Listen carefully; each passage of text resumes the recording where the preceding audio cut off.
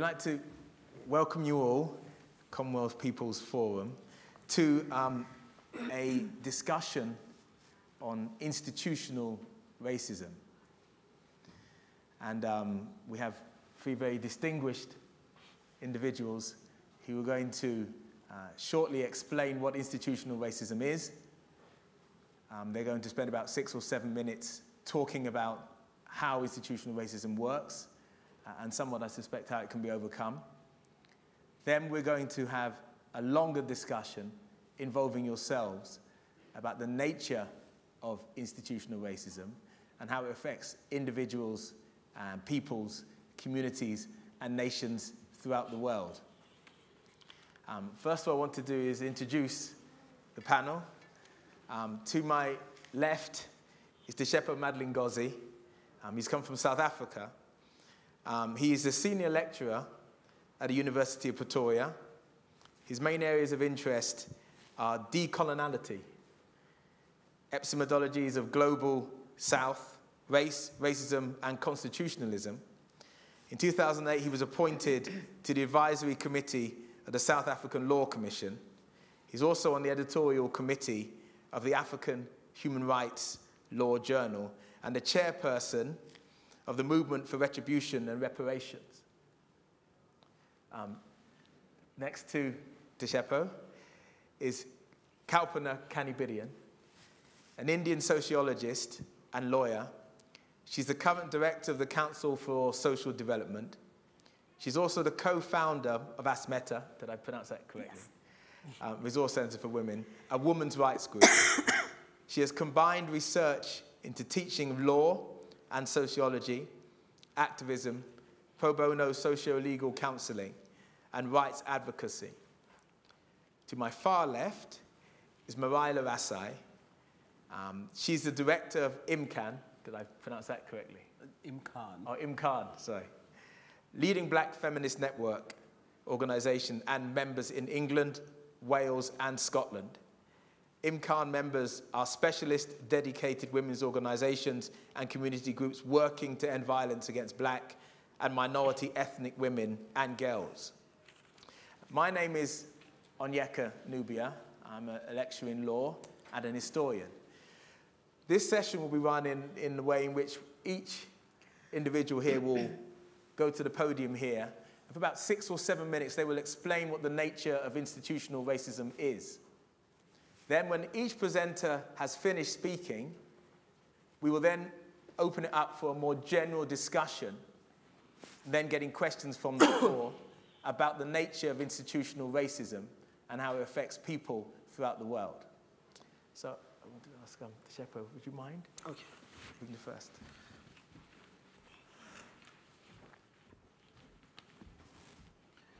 Good afternoon. So we've got about 7 minutes, so I'll be very, very quick. I think before I start defining and proposing solutions to institutional racism, I would like to remind all of us what is racism. I know all of us know what is racism, but just a reminder. Of course, racism is not about prejudice. It's not about stereotypes. Racism is a structure of power, a structure of exploitation. And therefore, if we turn to institutional racism, here we are talking about institutions that are created by racism, but that also legitimize and perpetuate racism in 2 ways. The first way is that, of course, as we know, institutions of racism are there to subjugate those who are racialized as not white or those who are racialized as below the line of the human. But I want to focus on 2 things that these institutions do. The first thing is the work of legitimizing racism. So the work of these institutions is to perpetuate certain discourses about those who are not white. For example, that black people are lazy, are sexually deviant, that in India, for example, Dalit people are spiritually degraded, naturally, ontologically, or that in Australia, Aboriginal people abuse their kids, that they abuse alcohol, and so forth. These discourses, therefore, move the problem away from society to these individuals. And therefore, people say the problem is not society, the problem are these individuals. And therefore, we need, if we are going to challenge institutional racism, we first need to challenge these discourses. But of course, the other thing that these institutions do is to perpetuate white supremacy. And for me, this is the most important thing. I think in our discussion on racism, we don't focus a lot on this idea of white supremacy. And we'll see how this idea is very, very important. But I would like to challenge us to disentangle the primary and the secondary impacts of institutional racism. And this distinction is not academic. It has strategic cost and strategic value. Normally, when we focus on institutional racism, we focus on secondary impact. So exclusion, invisibility, non-recognition. That is a secondary impact of institutional racism. The primary impact is to perpetuate the idea that some human beings are superior, some are inferior. Now, if you go to a place like South Africa, apartheid formally ended in 1994, but because the focus of the ANC, the ruling party, was on exclusion and segregation, the solution was integration. Now, the problem with integration is that it leaves the structures of racism intact. It leaves the norms and discourses of racism intact. So that's how racism is able to perpetuate itself, because the focus is on a secondary cause, exclusion. The other problem with focusing on segregation and exclusion is that it leads to assimilation. Therefore, instead of people fighting to dismantle the structures of racism, people fight to have the same jobs, to live in the same suburbs as white people. Assimilation. And as you all know, all forms of assimilation recenter historically advantaged people. I suggest that there are 5 solutions. I don't know how much time I have. I'm so nervous about not skipping the time. 5 solutions. The first solution is that if we understand that racism is a structure of power, is a structure of exploitation, victims of racism, number 1, need to reclaim their humanity for themselves. There's a tendency for victims of racism, apartheid, caste system, and so forth, to demand that historically dominant groups recognize them or bestow their humanity to them. And of course, as we know, the problem with that is that it leaves the moral hierarchy of previously disadvantaged people at the center, because they get to do the work of recognizing, of bestowing, of accepting the previously excluded. But secondly, if we understand racism as a structure, it means that victims of racism, of apartheid, of caste system, need to organize. And they need to organize mass-based organization. We've seen the failure of the civil rights movement in the States. We've seen the failure of post-apartheid in South Africa. And the failure here is that the work of racism is usually left to elites. And it's not a mass-based institution. And here, of course, we remember Frederick Douglass' famous phrase, that power never concedes without struggle. And therefore, there needs to be organizations that are mass-based, that are even for direct action. But what about historical beneficiaries of racism, of apartheid?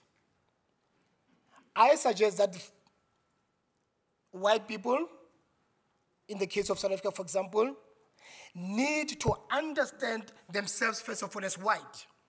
I mean, there's a tendency where white people don't even see themselves as race, where they invisibilize whiteness. See themselves as a race, renounce privilege, and then finally work towards anti-racism.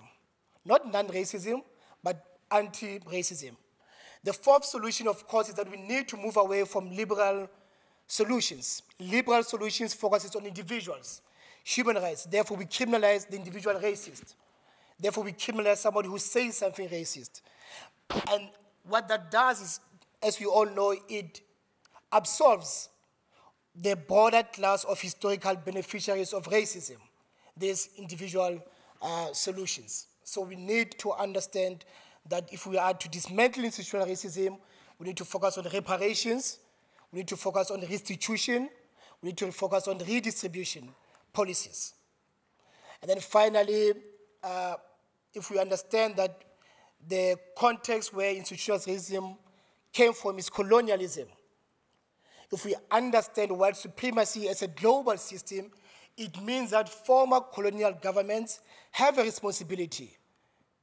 Therefore, we need to claim reparations from these countries.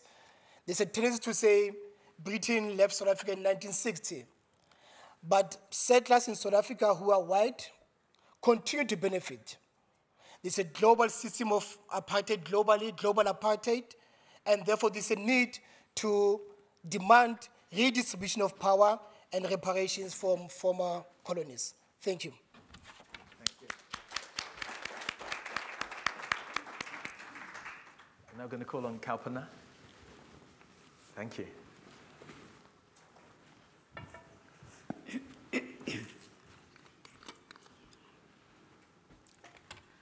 Good afternoon, friends.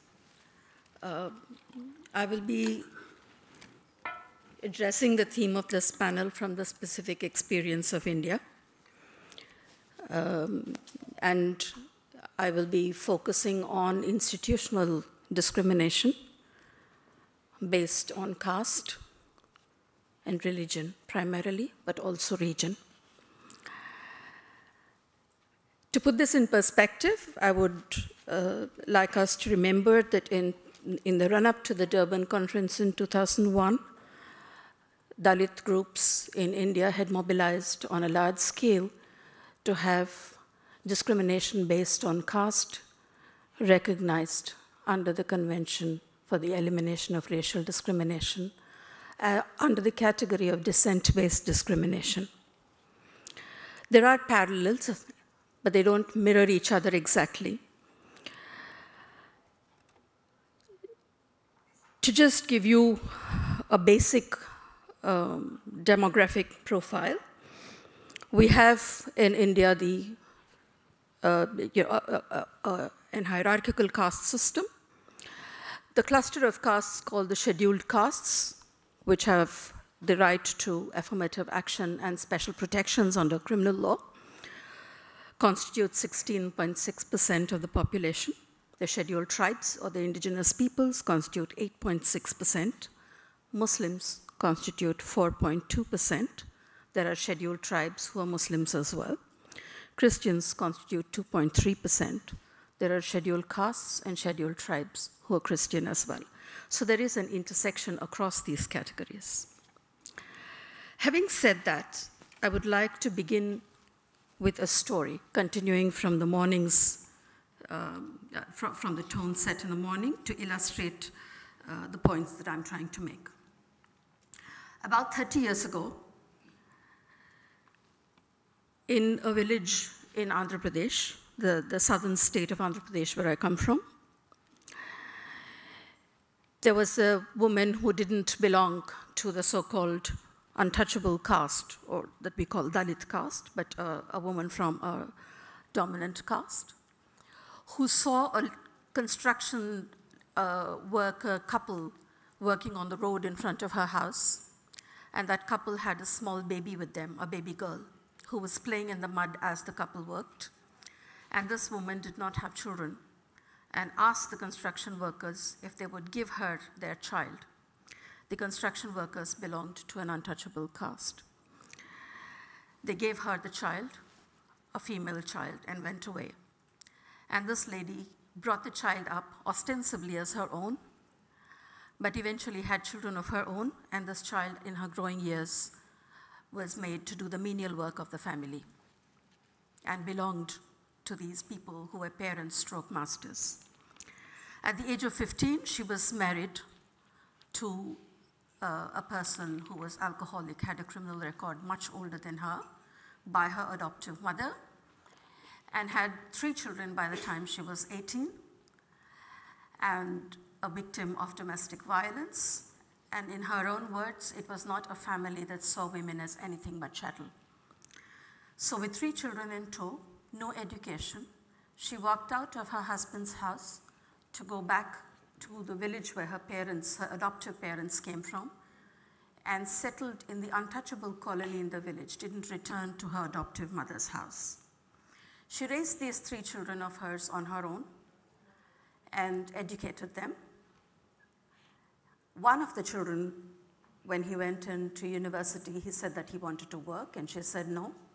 He went on to register for a PhD in the Central University of Hyderabad. He was active in the Ambedkar Students Association, which was a students' association of Dalit students primarily.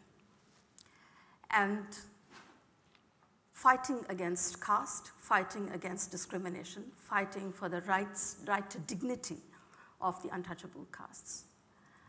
He was then ostracized within the university community by the administration for raising issues of caste discrimination and religious discrimination, and for raising questions on the death penalty and questions of autonomy for Kashmir. He committed suicide in January 2016. This was Rohit Vemula, who sparked a national movement of students and Dalits across university campuses in India with his death. But it needed him to die in order for these issues to come up to the center. India is still in ferment on the issue of caste discrimination. The reason why he died was when the university authorities rusticated him and they basically issued the social boycott and removed 4 students, all from Dalit groups, and told them they cannot step into the hostels or any common areas. There was interference from the ministry at the national level, interference from the ruling party legislators at the local level, and inaction by the police. And this is the working of institutional discrimination in India. It also represents the interlocking of different kinds and different forms of discrimination. Untouchability, the untouchability provisions in the Constitution, when they were adopted in 1950, saw untouchability as a grave problem, but one that could definitely be tackled in a very short time. 70 years later, we have a student who commits suicide because this world is not acceptable to him. We have hundreds of thousands of students pouring into the streets and stalling work on university campuses because they come out with the fact of discrimination, the stigmatization of students belonging to Dalit communities within university campuses. And they link up their experience on campuses with the experience of Dalits living in villages and towns and subjected to a routinized violence in their villages and towns at the hands of the police, at the hands of the judiciary, and elected representatives. This problem has been aggravated 100 times over by having a right-wing supremacist government in power. And this problem has then also linked up to several other questions. The question of discrimination based on religion, where you see not just the targeting of Dalits, you also see the targeting of Muslims in very similar ways. And you have the question of Kashmir. If you would follow the news, and this is my concluding statement, if you followed the news on Kashmir, you would see that in the last week or 10 days, India has been in the news because of the rape and murder of an 18-year-old child belonging to a nomadic Muslim community by people belonging to the ruling dispensation in India. And you actually have ministers of the ruling dispensation, when the charge sheet was to be filed, coming out on the streets and demanding that the accused be released. This is really the fight we are up against. And for us, the question of caste discrimination is inextricably linked to the end of impunity and the end of religious supremacist ideology and politics, because we feel that that fueling of hate hits in very, very serious and grave ways on the most disadvantaged and underprivileged in India's people. Thank you. Thank you, Confront.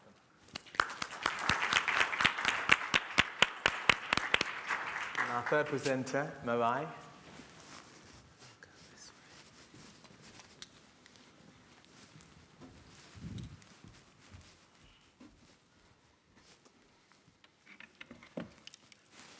So I just want to start by saying thank you to the organisers for inviting me to be a part of this event.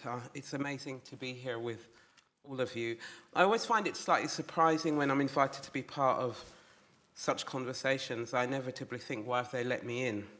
Don't they know I'm an activist and an advocate? I may cause trouble.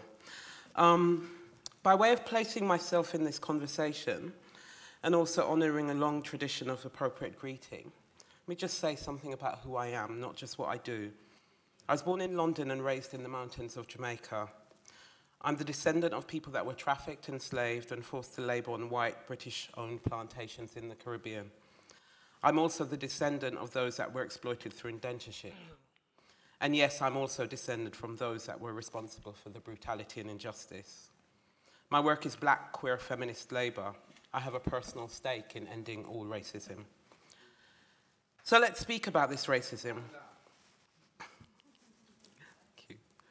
Firstly, I want to say that institutional racism doesn't exist in a vacuum. While it's helpful to bring focus on specific spaces, institutional racism is not a thing over there, all on its own.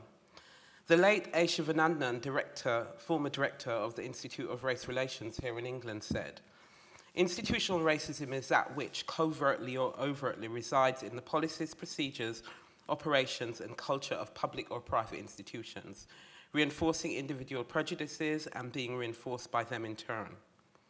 I appreciate this definition because it connects the structural with the everyday, the system with the individual, and for me offers a sense of institutional racism as dynamic rather than static. This gives us space to consider the risks of institutional racism becoming more embedded, as well as the potential for disruption and for dismantling that racism. For me, understanding institutional racism requires a truth-telling, and thus I can't think about it without thinking about historical context. And I'm really grateful to both Seppo and Kalpana for giving some of that historical context. Now, while scholars of colonization, European Enlightenment, etc., debate the chicken and egg dynamics of colonization or empire and racism, we know that in the UK and elsewhere, the institutionalizing of racism is deeply connected to the colonial project. The expansion of empire helped to establish a framework of basic racist truths, including some about our very humanity. These truths and this thinking became integrated into our laws here in the UK and policies, and continue to impact our realities. Now, what do I mean by that? So let's consider an important piece of information from the past. When the UK abolished slavery in 1838, compensation was paid to people all across these islands that had owned human beings. No compensation has ever been paid to the people that were enslaved or to their descendants. One contemporary comparison would be paying money on the basis of potential loss of earnings to a man who had been trafficking women for the purpose of sexual exploitation, while telling the survivors of this abuse to just get on and make their way in the world. Institutional racism enables the creation of policies which protect the economic and welfare interests of one group of people, in this case white Britons, at the expense of the other group of people, in this case African, Caribbean enslaved peoples and their descendants. Now let's consider two other pieces of information from the more recent past and from today. The first piece is this.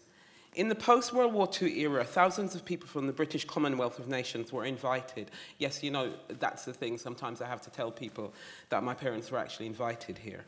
To come to rebuild the war-damaged motherland. The Caribbean communities, often referred to as the Windrush generation, arrived with high expectations that were very quickly dashed as they encountered the realities of the not-so-caring motherland. From this migration, race relations theory and policy emerged. This affected everything from education and policing to the funding of women's shelters. The second piece is this. Many of the children that arrived in that era have lived and worked and paid taxes here all their lives, yet they're now at risk of deportation. Institutional racism enables the establishment of parameters which can be enshrined in law, which exclude, penalize, and cause harm. And different versions of this exist all through the world, including in this entity, in which the wealth is not so very common. Whether in the context of settler colonization and indigenous land rights, for example, in Aotearoa, known more commonly as New Zealand, or in the context of somewhere like Brazil, where the majority black population remains subjugated, or somewhere like the UK. So how do we change this? I don't believe that we can rely on a single strategy. We must now use everything from the human rights frameworks, even though they're flawed, to social media, which is also flawed. I think we're talking about literally a pincer approach. But I also don't believe that we can think of racism as singular in its manifestations and impacts. Differently subjugated communities and people are marginalized in different ways. So I think even when we center racial justice in our activism, we must think about intersecting oppressions and challenge and build solidarity accordingly. And I was really grateful to hear Seppa speak about white supremacy. But for me, truly, in terms of the work that I do, it's not sufficient for me to say my work is focused on challenging and ending white supremacy. I'm interested in dismantling white heteropatriarchal supremacy that also subjugates on the basis of disability, class, and so forth. Our strategies must therefore be responsive. When we center our efforts at the middle of a struggle, we risk, you know that thing about leaving no one behind? We risk leaving a whole load of people behind. And Angela Davis challenges us to build from the margins to the center. It's worthwhile thinking about that. So for those holders of power, because, you know, like I do black queer work, and there's something, I do women's work, ending violence against women work, and my energy, my time, all of the thing that I do goes into this. I want the holders of power to do some work. And it requires letting go of some of that power, sharing power equitably, and that in itself involves an interrogation of what equitable looks like. My definition might differ from yours. Gayatri Spivak speaks about ancestral debt. It's worth thinking about who has benefited from institutional racism and the debt that is owed. And as Eve Tuck and Kay Wen Yang note, decolonization is not a metaphor. This is not about doing us a favor. For many of us, this is simply reparation. Thank you. Thank you.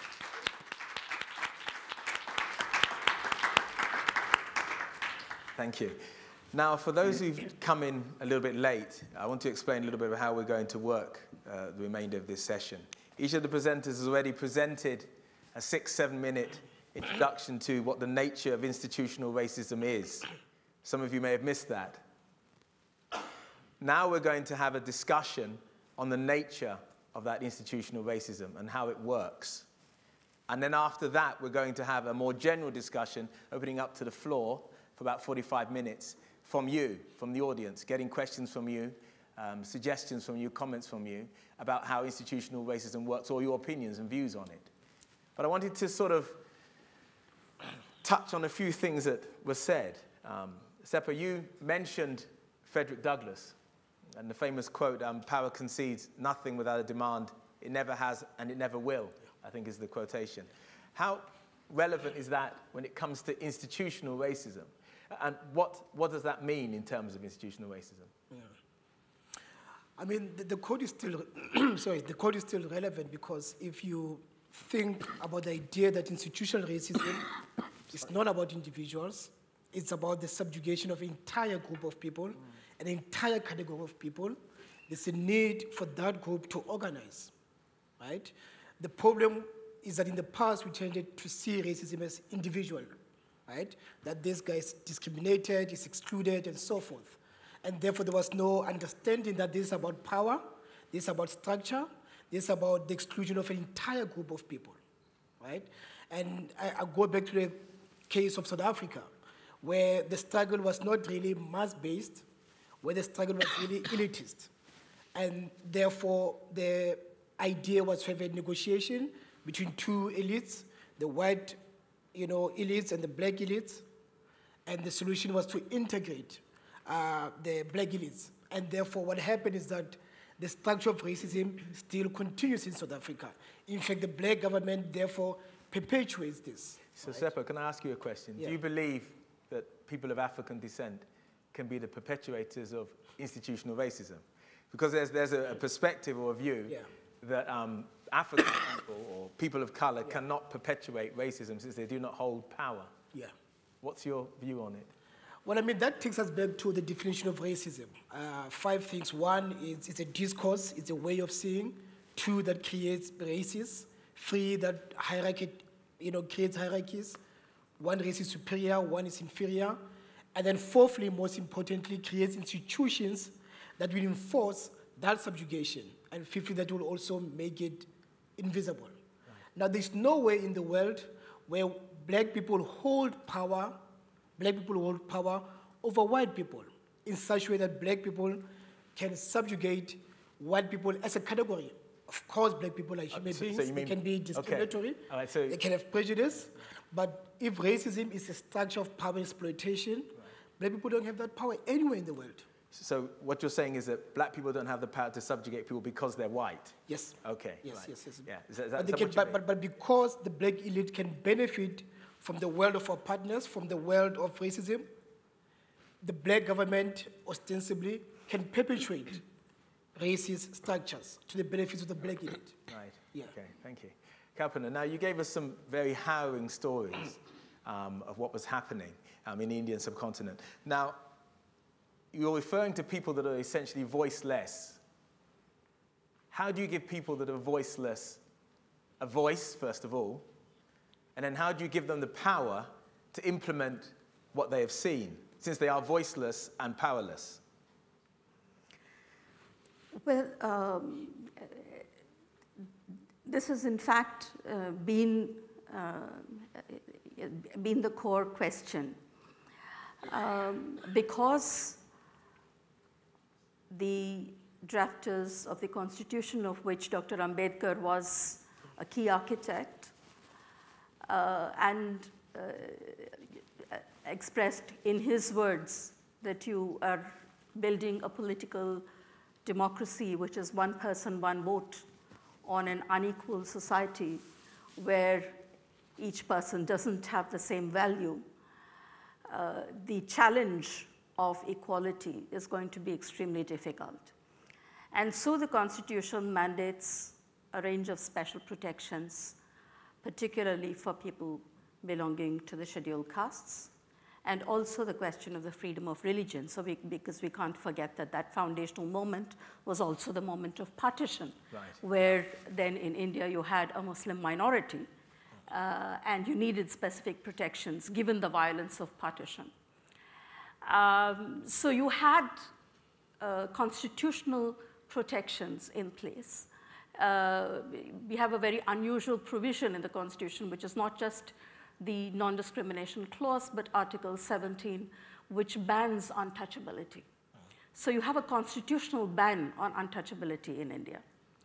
So the idea was that the minute you put it into the Constitution, the idea of constitutional morality would take over and gradually replace what you call public morality.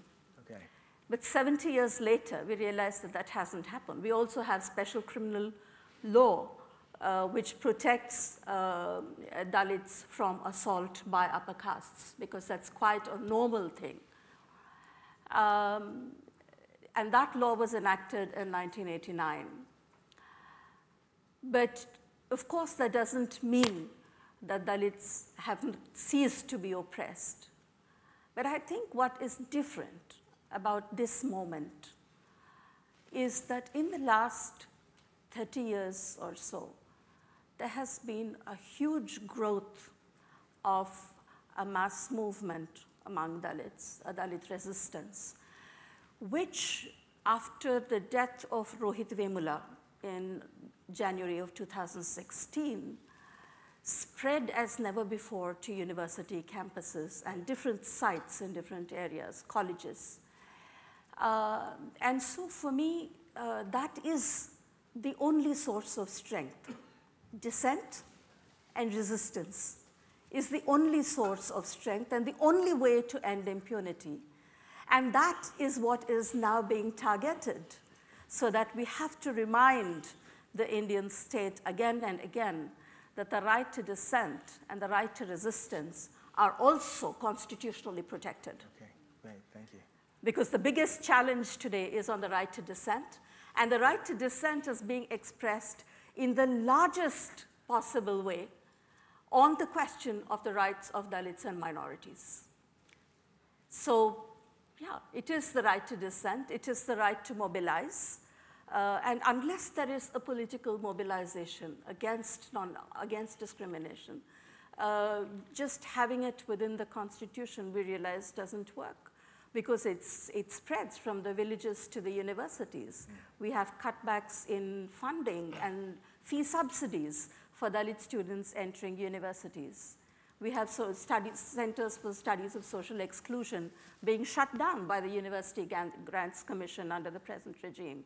So there has been an entire assault on higher education at a point when the public university has become the space for the expression of freedom and liberty, particularly from the oppressions of caste and majoritarianism. Thank you. Now, you spoke about the intersectionalism of class, gender, sex, sexuality, etc., class.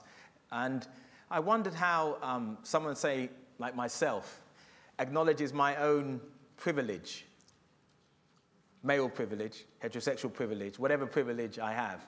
How do I acknowledge that? And how do I then unpick that to be useful in combating institutional racism? And how do we also contextualize those who offer some benefit for the cause of fighting institutional racism and yet have their own contradictions around gender, sexuality, etc.? How do we contextualize those people, historical people?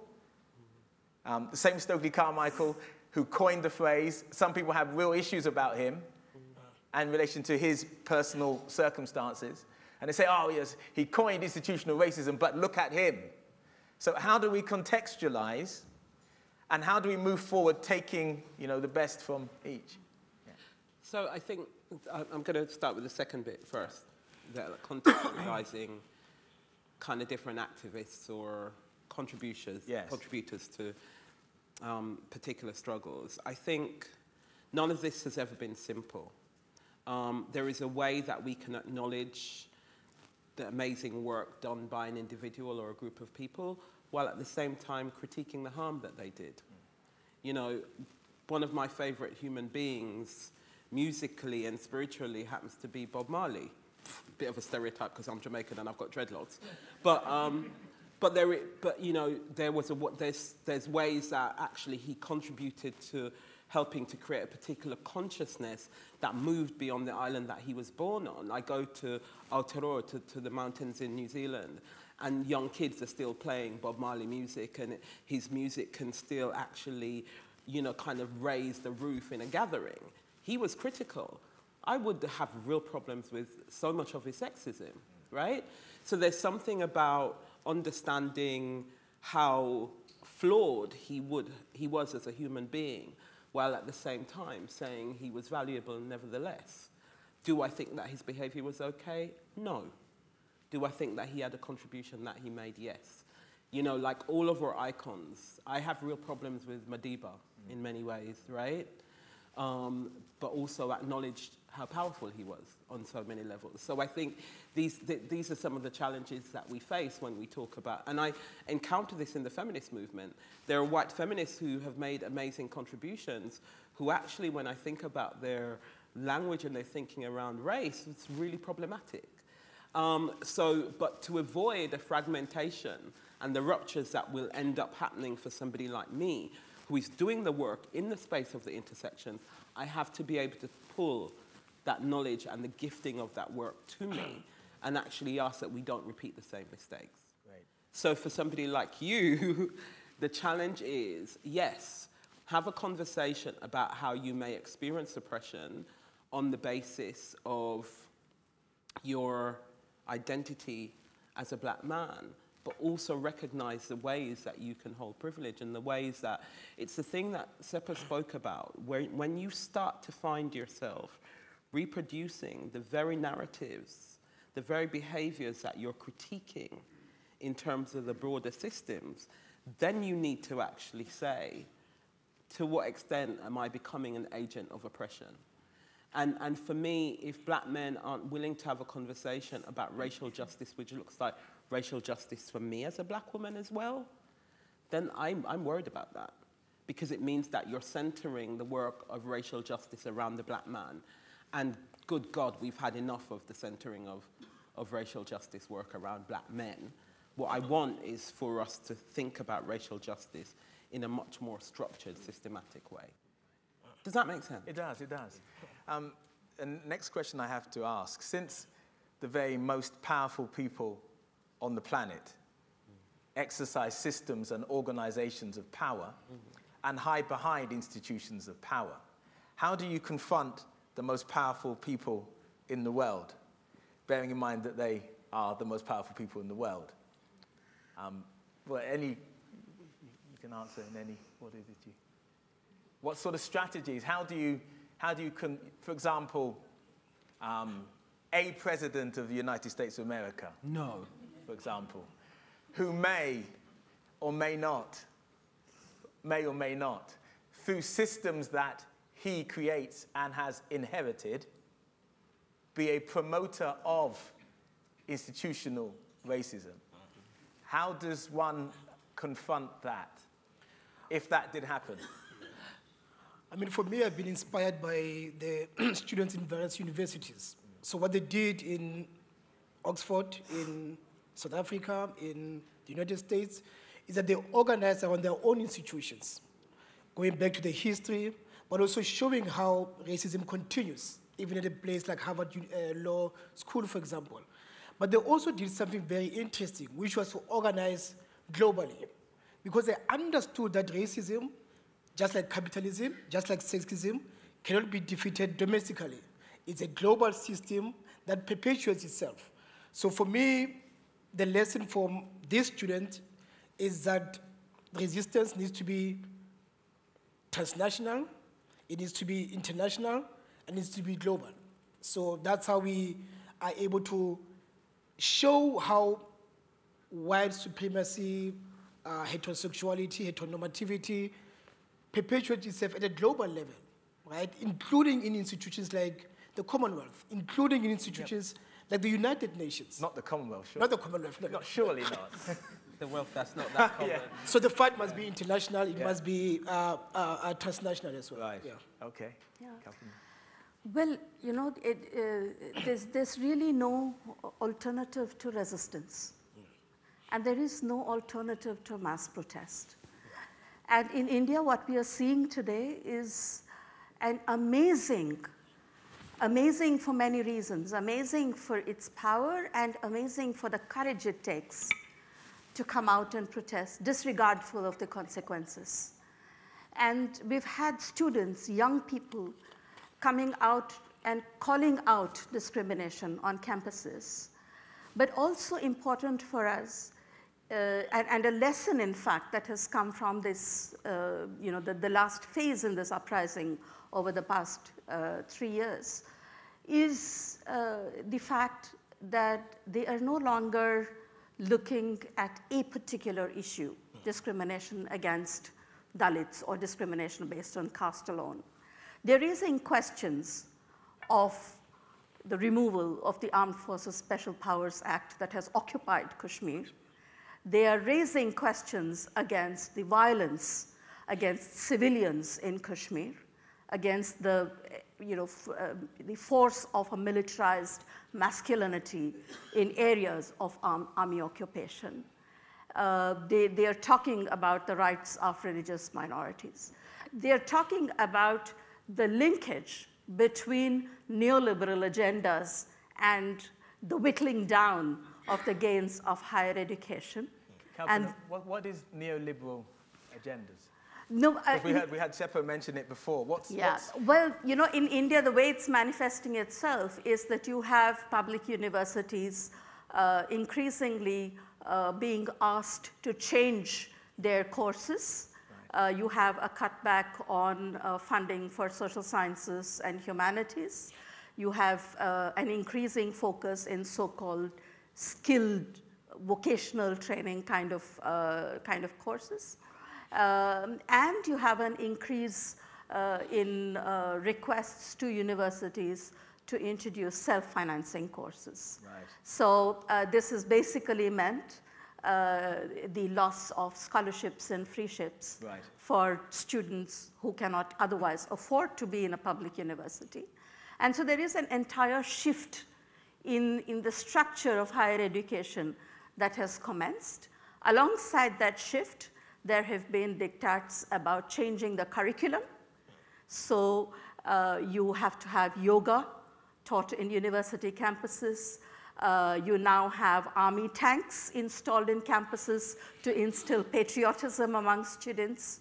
So it's not citizenship that matters anymore, it's patriotism. Yeah. So there is, you know, the interlocking of a structural adjustment in higher education with a right-wing supremacist ideology and, you know, narratives of who is national and who is anti-national. Movie halls will play the national anthem at the beginning because everybody must be patriotic even when they're watching the movie. So you rise for the national anthem. So it goes from the banal to the extremely worrying. And what is encouraging about the movement is that it fights all of these. So it's resisting tanks on campus, it's resisting cutback in fees, it's resisting curricular reform, it's resisting the increasing demand for autonomy, by which is only meant financial autonomy, not substantive autonomy that universities in fact need, because that is centralized more and more. And so for any protest to be effective, it has to be able to address all of these. And I was actually quite amazed to see how clear these students are. Last week I was at a public hearing on the jury of a public hearing that looked at the crisis in Indian higher education today. And the 2 days that I was there were at least 60 to 80 students from universities across the country who testified.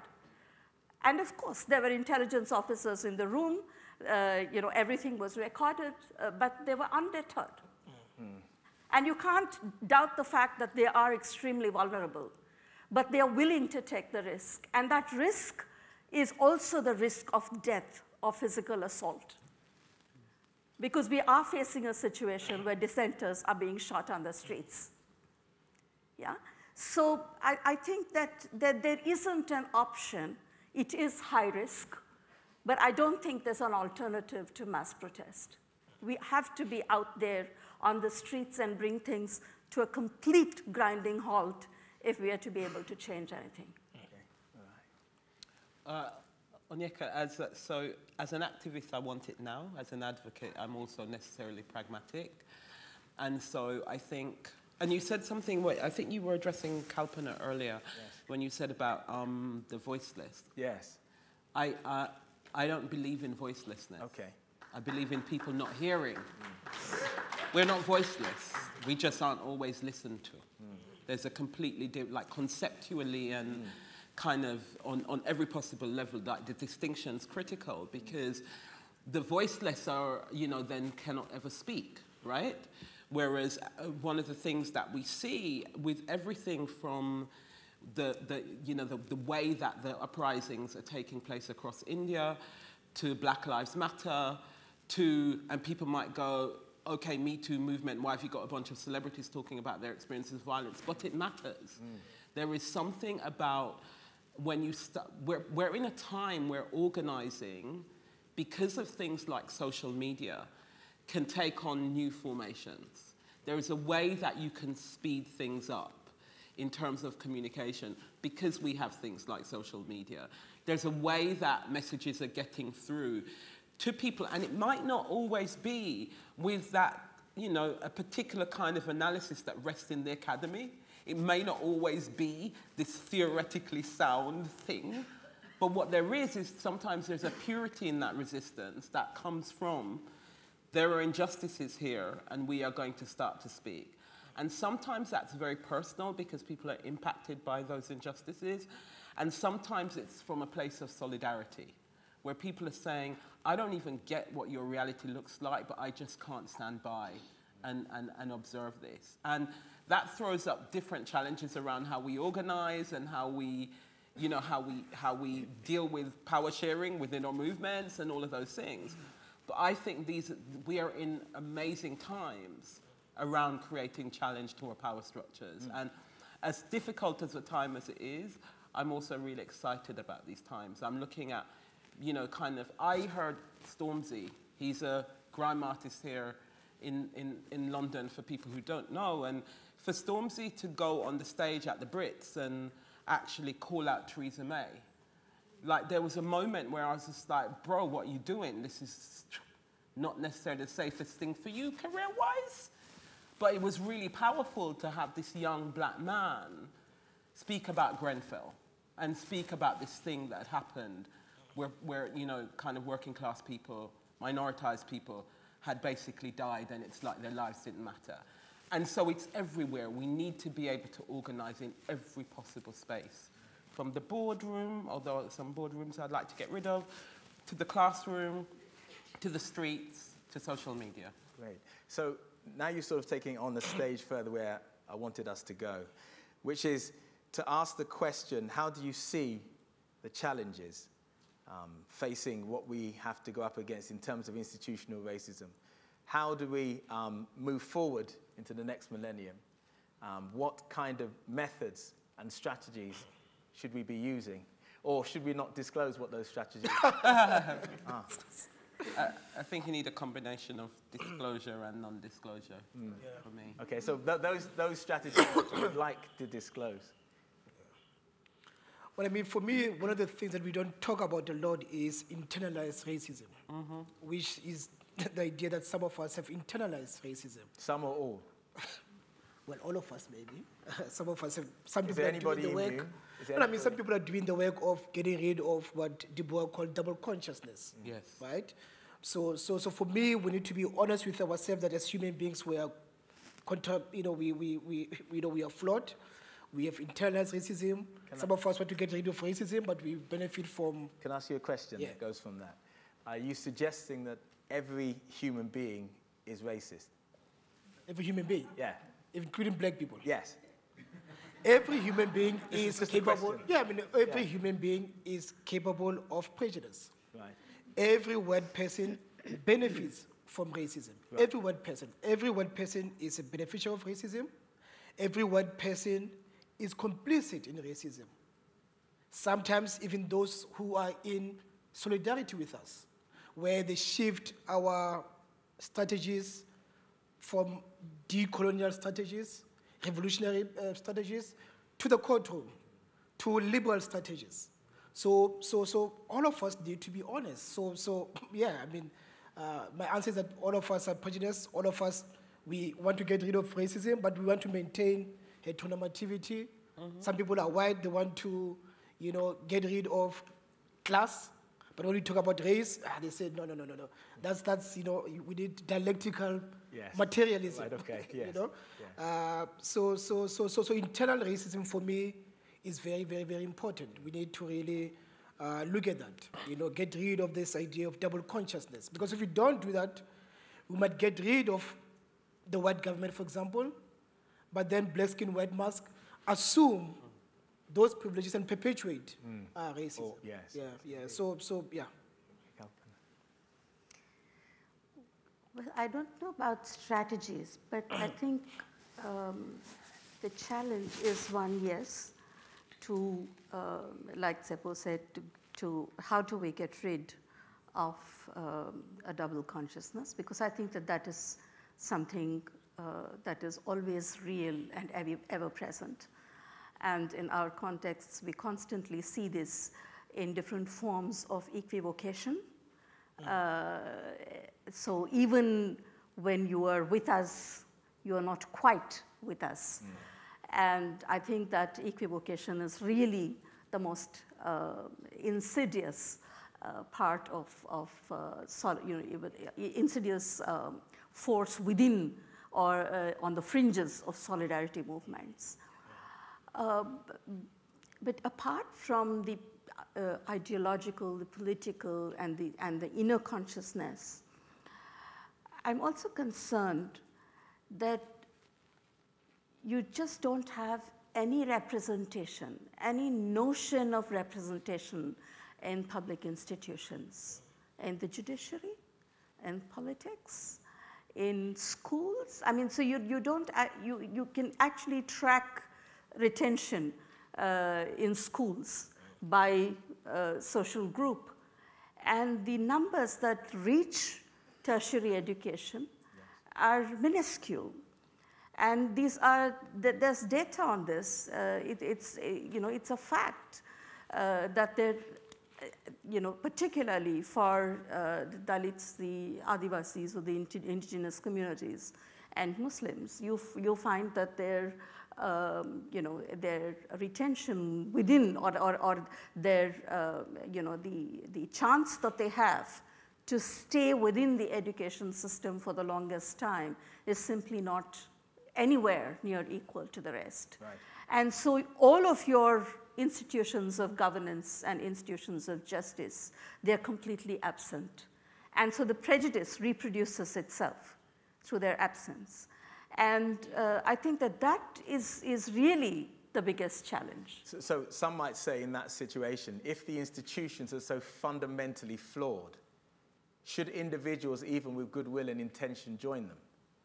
Well, I think they should, because if the few individuals who are good-willed, sometimes misguided, but at least good-willed, are not there, then we have nothing.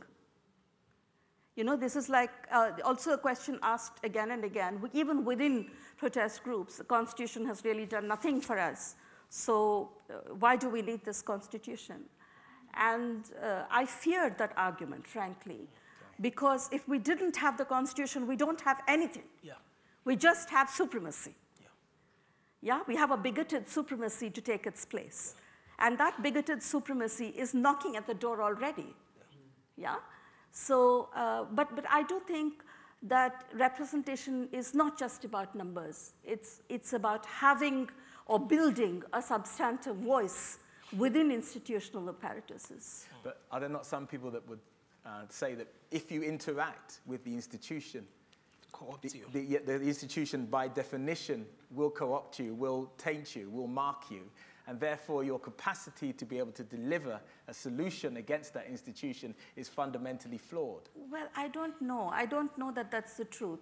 Okay. Because I've also seen several people who have stayed within the institutions. The few cases that we've been able to take forward is because of the sprinkling of individuals within the institutions. A chance chairman of the University Grants Commission, a chance judge in the Supreme Court, a chance trial court judge, that one police officer who decided to record all the cases in a communal killing. So you know that institutions can make a difference. And you work those institutions all these years. You want them to work better because somehow this is not enough. And this is not succeeding in any way for us to not leave anybody behind. We are leaving more and more people behind. I would say if individuals didn't make a difference in institutions, then Marielle Franco wouldn't have been murdered in Brazil a few weeks ago, right? There's something around the fact that actually she was a councilwoman, but she was an activist, and she was making a difference, and she needed to be silenced, right? So I think we can't resist. I think it's as much as we want to say this is a revolution and it's simple and straightforward and overthrow absolutely everything, let's be pragmatic, right? Actually, what we're talking about is, in some cases, reshaping institutions, and in some cases saying those systems do not work for us. We need to throw that thing completely out. Let's get rid of that law because it is so clearly discriminatory. So let's do that. So I think it has to be that we resist on multiple levels and in multiple ways, and that, again, we use the platforms and the spaces that we have to speak our truths. And as Kalpana says, there's something about understanding that some of this is risky, right. and that can be risky in terms of life, and it can be risky in terms of livelihood, and it can be risky in so many ways. So many brilliant academics will get punished in the academy because they're resisting. But actually what they do is they create such amazing consciousness among a whole group of young people that then come up to be the next resistors, you know? And so it's not, it can't be a single strategy. It has to be that we go different places. Some of us, some people will be the revolutionary people that will take to the streets. Some people will have the revolution through their pen. And for some, it will be several tweets later. Right. That, you know, and that will actually do something. Yes. And like I said, you know, like if you think that hashtag or that kind of thing doesn't matter, look at what's been possible in terms of the conversation. The organizing in itself is valuable. So if we think Black Lives Matter, if we think of the Me Too movement, if we think of life in leggings in the Caribbean, if we think of the different ways that people are organizing, using things like social media, it's absolutely important that we're creative. Okay. You know. One more question I want to ask you before opening up to the rest. Are immigration laws one of those examples of fundamental institutional racism that need to be absolutely and utterly brought down, for example, in this country? And are they purveyors of institutional racism? Is it possible to amend them fairly and equitably so that they are no longer mechanisms of racism, sexism, and sexual inequality and genderism and almost every form of inequality that you could imagine? Can I start on that one? Yes. Because I feel like you just like did something to me there. I feel like that felt personal in the sense that it's so live for us here in this country right now, the conversation about immigration. From everything to do with Brexit, from Brexit to the thing that I referenced, the Windrush generation, and the fact that we have children that were raised in this country, that have paid taxes, that have worked their backsides off in this country, that are being told that they're going to be deported to countries that they do not know.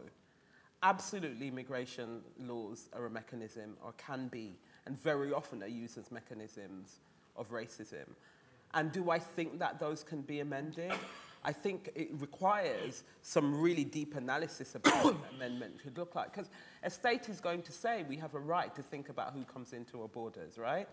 How do we have that conversation so that we think about, when you're thinking about who comes into your borders, are you thinking about who has left your borders to go where? And how far back are you going to go? Because I can tell you, my people in Ghana or Nigeria or whatever did not invite the Europeans to come and take us across the ocean, right? I am here because my ancestors were enslaved. That's the only reason I ended up here. I would have liked to have ended up here on a lovely boat somewhere visiting, but that's actually not what happened. So we do need to think about how immigration laws are rooted in histories of racism and continue to be used to perpetuate and perpetrate racism. We need to have that conversation. And since we're at the Commonwealth heads of government type thing, is there a message that we would want to send to heads of government of the Commonwealth about that? Maybe tell the truth that it's not the Commonwealth, that it's specific wealth, that the wealth is far from common, and that that has an impact on immigration policies. Okay.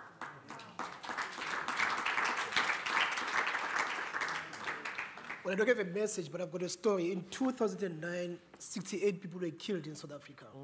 Killed because they were supposedly non-nationals. But out of those 68 people, half of them were South African. Right. But they were killed because they are dark. So people assume that because they are dark, they come from elsewhere. So that shows you what you're talking about, that issues of immigration are issues of racism. But secondly, it goes to this issue of internalized racism, where black people can kill other black people because they're supposedly from elsewhere. But then thirdly, it takes us to the historical context that we need to understand racism as a colonial project. Why do we have borders in Africa? So people are getting killed, people are getting expelled because somebody drew borders in Africa. With a straight line. With a straight line. No, some of them were some of them were creative. And, yes, you know, right, yeah, so forth. So you're quite right. Immigration, who comes in, who comes out. South Africa is built on the backs of people from Swaziland, Lesotho, Mozambique, who worked in the mines of South Africa. They made South Africa, but yet they're not allowed to come to South Africa. So it's not about changing the policy, it's about changing the whole thing, understanding that these borders need to go, one Africa for all Africans. We need to understand that the wealth must be shared by everyone. And we need to understand that, you know, all of us are human beings ultimately. So it's not only about, I mean, in South Africa we've got progressive, some would say progressive, immigration policies. But because in the past in South Africa, only white people were encouraged to settle in South Africa, institutions still see the black other as a threat for livelihood, but threat to come to rape our women and so forth. So you see how this thing is institutionalized, it's a structure, and it perpetuates racism. Yeah. Okay. Yeah. Well, it plays itself out a little differently in the specifics, but I would really agree with both, both the speakers that the issues, I mean, the framework for the issues is really the same. And you have, I think within India, you have the question of immigration in terms of the movement of people from the neighboring countries into India, and a refugee issue.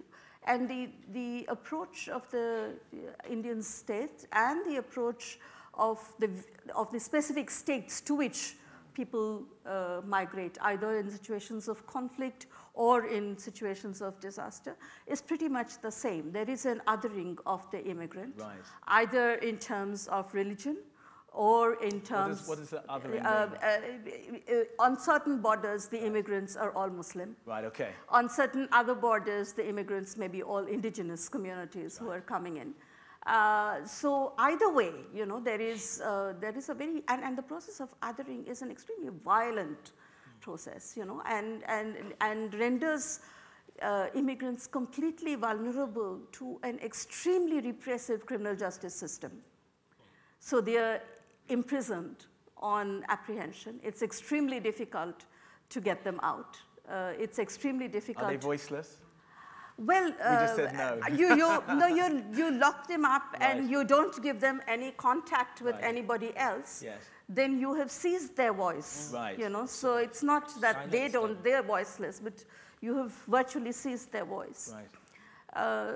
So that remains a big problem, except that the discussion, is not so much on immigrants, except in the border states. Because the rest of the country is relatively, shall I say, quote unquote, unaffected by the movement over the borders. So, but the states on the border, in the northeast and in the east, are extremely alive to the problem of immigration. And of course, the other borders are, you know, completely militarized. Indeed. And, with a very high presence of the army. But the debate on migration in India also is on forced migration and internal forced migration. Yes. And that's a much more complex debate, but that's really something that, and migrant labor, you know, those are the issues that seem to predominate the discourse on migration within the country. Great, thank you. Now, thank you, everybody. Can you give them all a round of applause, please?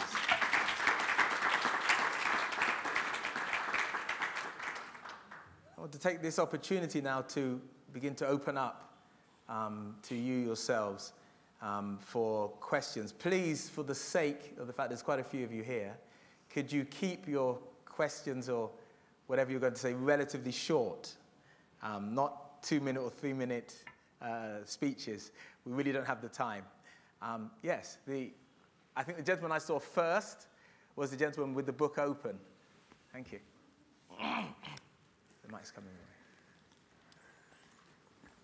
Right, thank you. My name is Kennedy. I'm a Nigerian. I live in Preston.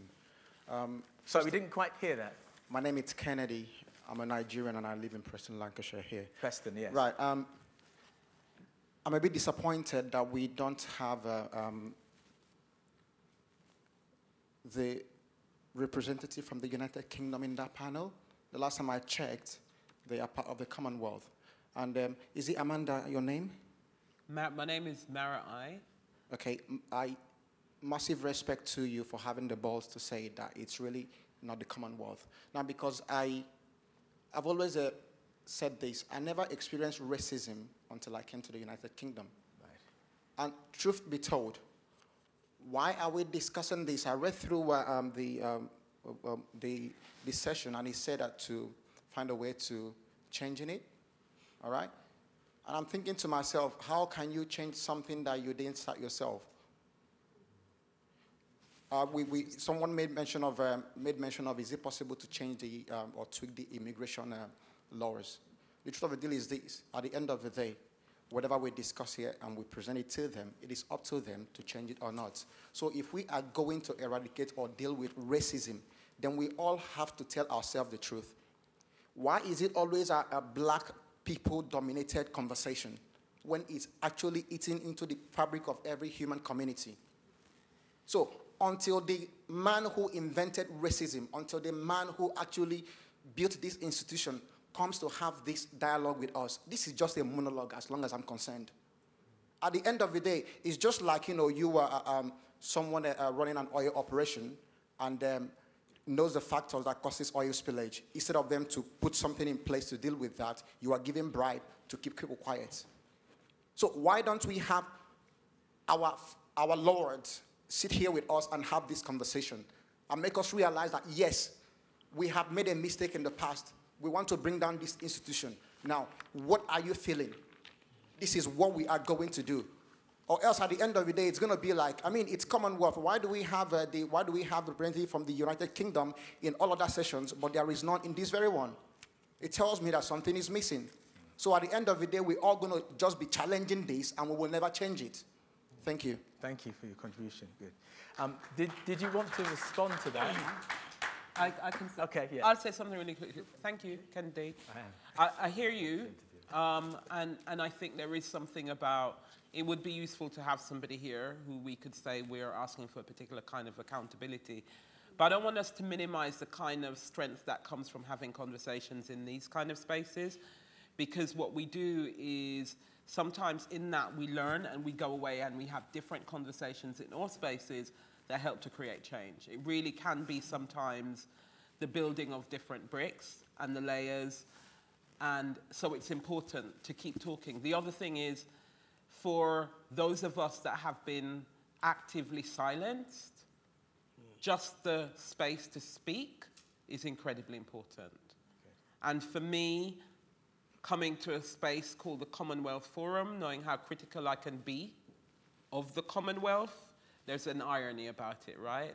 So I'm going to ask you to get that irony and work with me, yeah? Okay. Good, thank you.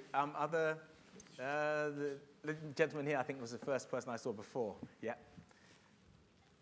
It's coming. Can you take 3 or 4 at a time? We're trying not to, but we will come to you soon enough. All right, simple question for anybody. Yeah.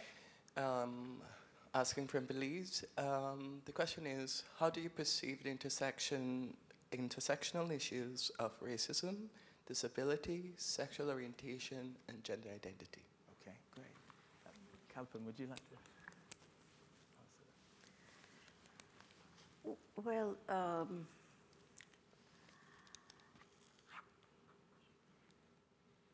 in the course of my work, I have actually had to deal with this intersection of gender, sexual orientation, race, and disability on the ground. And my own experience has been that it is impossible to look at discrimination, and in the case that I'm looking at caste-based discrimination, for instance, without simultaneously looking at the fact that we are talking about a heterosexist patriarchy that fuels caste. Yeah. Caste does not function in a diverse environment of sexualities. It functions to bolster and perpetuate a heterosexist patriarchy. That is its bulwark. Yeah. And caste also, in the Indian context, the term that was used for caste historically is disabilities. And the term that was used was social disabilities. And so when the disabilities movement, the disabilities rights movement gained ground, and I began to work on disabilities in the early 2000s, the immediate parallel I used to draw for a political understanding of disability is to draw a comparison with caste and say, what are the ways in which they function together, similarly and differently, in the ways in which they exclude and they oppress. And gradually what we also found was that persons with disabilities, women with disabilities, were survivors often of, if they were from Dalit communities, were often survivors of forced marriage and of dispossession by the family, both the conjugal family and the natal family. So you have a way in which different forms, these different forms of oppressions actually interlock to produce oppression that is much, much greater than the sum total of these. And that's one of our learnings in working in human rights, to understand them severally, but also to understand them in active combination and as a mutually reinforcing set of oppressions. Thank you. Did you say you were from Belize? So I think there's something about the Caribbean context and the thing for me and the South American context around the way colonization constructed ideas of respectability and humanity. So which bodies are human and which bodies are not human. And I think in that context, there is something around the LGBTQ identity, the queer identity, being a challenge to racism, being a challenge to respectability, and something around the body with disability being also less human and unacceptable body. So if you're then dealing with womanness, for example, and blackness, and queerness and disability, what does that mean in terms of the humanity of the individuals? And so I think there is something about also, we can't talk about those intersections without talking about the respectability politics that we were left with as people in the diasporas, Caribbean people and South American people, as a result of colonization. Because I think it's an untidy and complicated space. The gentleman there, with glasses on. Did you have the question you asked? Yeah. Yes, yourself. Thank you. Yes, Michael Ellman from FIDH, International Federation for Human Rights. I agree that the immigration policy in the UK has always been racist. Well, it started non-racist because everybody from the Commonwealth was allowed to come in. But gradually, they have restricted it to try and make it look as though it was non-racist, so that it applied to some Australians and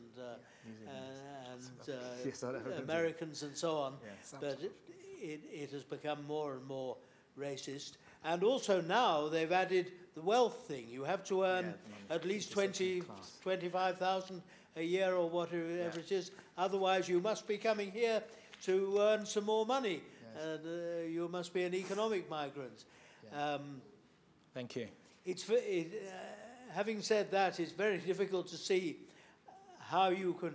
You're not going to persuade them to allow completely open immigration, of course, as many of us would like. Okay. Thank you. But thank you. I see three more. Suggestions? Thank you. Yes. Thank you for your contribution. I see three more. 1, 2, 3. We can only take those 1, 2, 3. Those are the ones I see. Oh, sorry. Let me get at the front, please. Second, I think third line. Yeah. Hi, thank you. My name is Ian Mangenga from Saya. My question basically is looking at the history of institutional racism, right? We can see a timeline where it's constantly changing and reproducing itself through other systems.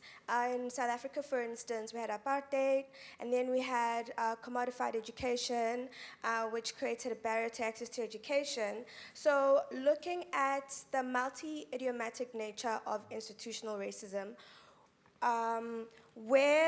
what are some of the ways you see it reproducing itself in the future, especially with the advent of the digital age? And how do you think we can prepare ourselves for that? Okay, I'm going to ask the shepherd because he hasn't. Yes. Yeah. There you go, bro. If you don't mind. Well, I don't have an answer. I cannot predict how it's going to... but you're quite right. What is key is to see how racism transmutes itself, changes, becomes much more sophisticated, and we need to be ready for that. We need to see how, even in the digital spaces, we perpetuate racism. We bolster the very institutions, the police state, the intelligence services, and so forth. But I think to the question, it's linked to the question of intersectionality. Our project should always be a humanism project. How do we create a world where everyone is a human being? And for me, I don't have an answer, but we need to be vigilant. Okay, two more. The last, the gentleman there and that lady, the last two. Gentleman first, and then lady. Greetings from Federal Republic of Nigeria. My name is Mr. Blacksey Olasheni Bayomi, representing Royal Corporate Society in Nigeria and the Sham of Nigeria Conversation. I think our conversation should center on the way forward and not on what has gone in the past. Because we cannot just come here and be discussing what has gone on in the past. We should focus on the recommendation that we can send to the heads or foreign ministers meeting. They can advance the cause. But in the Commonwealth, we have two set of countries. We call them A, B, C, N, and others. Australia, Britain, Canada, New Zealand, and others. So these countries, they move in the same direction as far as immigration and some other issues is concerned, but these disparities should be avoided. We say we are one country, we should respect our diversities, and we should try and see how we can work together and move the Commonwealth forward. So this, I think is my own submission here. Thank you. The woman there, third, fourth floor. Yeah. I'm from Malta, which was with the rest and is now bit more with the West, and it's an interesting shift, and it's on this really that it's more my sense of discomfort with myself, and just to raise a question. I was really glad that you brought immigration in towards the end, because in Malta, we can speak about immigration and racism within many different contexts, but in Malta, if you are black, you are assumed to be a refugee stroke illegal immigrant, and I'm using the term illegal immigrant on purpose because that in itself suggests that you don't even have a right to live, let alone to travel. And I'm raising the question of voice, and you raise the question of, are they voiceless, or is it that people aren't listening? And I have an image, a photo, and I'm on it, which I mean, it's funny, but it's not funny at all, of a conference about 10 years ago in Malta, and there's a big banner behind us saying celebrating diversity, speaking about racism, and we're all white. Yeah.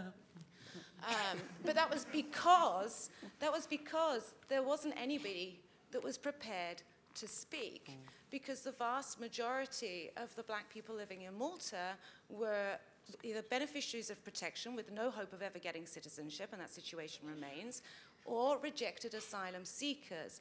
Now, the situation has changed a little bit because over time they gain confidence, but the reality is that there are some spaces that they might be able to speak in.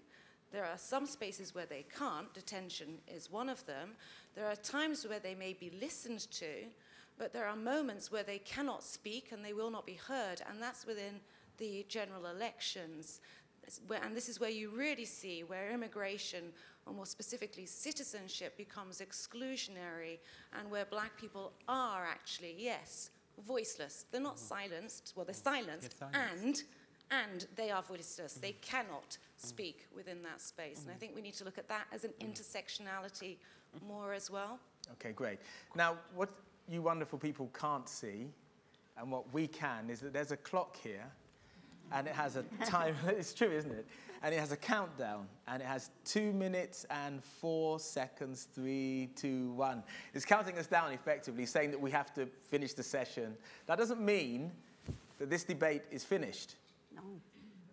No. It goes on. It goes on continuously until it no longer needs to go on. And it can go on in your tweets. There's a tweet, I think it's on Facebook, hashtag, that's the first time I've ever said that word. It shows you something about me. CW, it's the first time I've ever said that word. CW people. And it gives you an opportunity to continue this debate, this discussion. And we must continue it. Many people have said that those who are counted least, for whatever reason, are also associated as being less than human.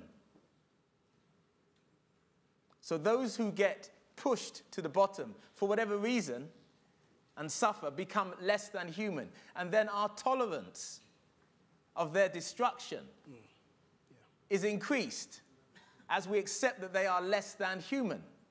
And as intolerance spreads from one group, it then moves to another. So a group that previously thought that they would be untouched by it, oh, it's just them over there being touched.